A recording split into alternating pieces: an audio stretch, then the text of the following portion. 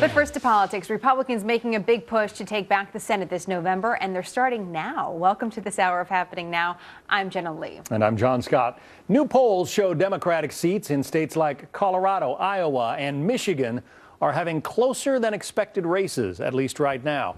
Meanwhile, some Republican senators are facing divisive primaries. Democrats are seen as vulnerable in the general election on issues like the troubled Obamacare rollout and the sluggish economy. The Senate is now split, with Democrats in control at 53 seats. Republicans have 45. Two independents in the Senate caucus with the Democrats. Joining us now to analyze the upcoming midterms, Elise Viebeck, writer for The Hill.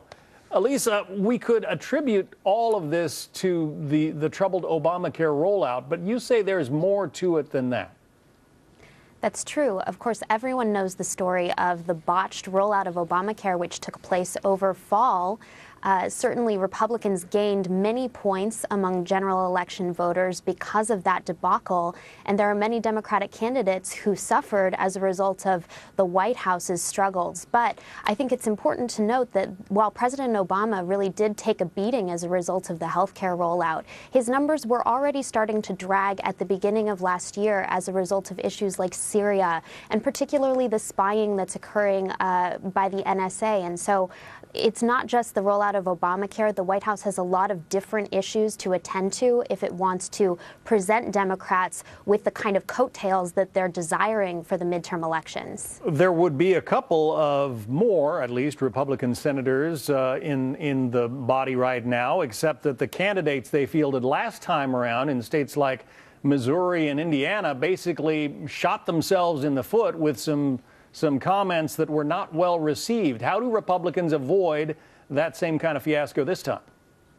Yeah, you make a very good point. You're referring to Richard Murdoch and Todd Akin, the two GOP candidates that were seen as losing very winnable elections as a result of their comments that were very divisive with independent voters, particularly women.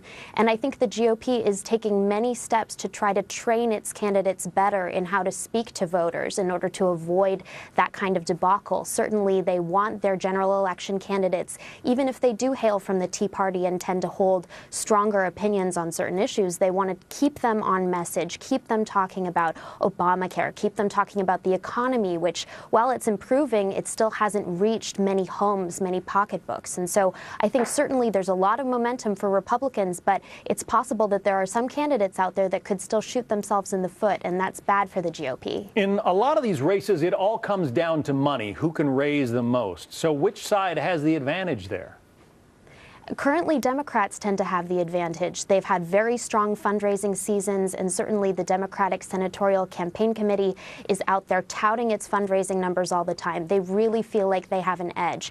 And we know that even if Republicans have momentum in terms of the issues right now, in many races it is a money game. If you have a candidate that's very well funded, they can help counter attacks from the right. And so right now that is one feather in Democrats' hats, but certainly it's going to be a long campaign season, and there are other issues that could come up to put those candidates on the spot. Is that where President Obama can come in handy? Because there are, Democratic senatorial candidates like Kay Hagan in North Carolina who seem to be avoiding appearing with the president. But if the president, you get an invitation to a fundraising dinner at some thousands of dollars a plate with the president and maybe get your picture taken with him afterwards, that can fill the Democratic coffers pretty quickly.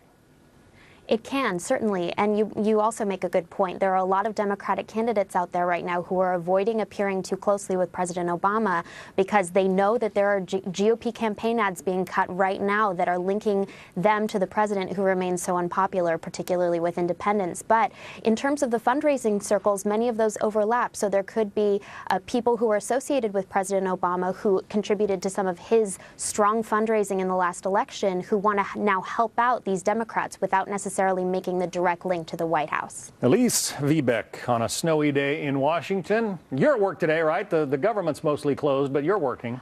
I am working. Yeah, I'm sorry about your flight, John. Yeah, Too bad. I'm still working on a backup. Elise Viebeck, thank you. Thank you.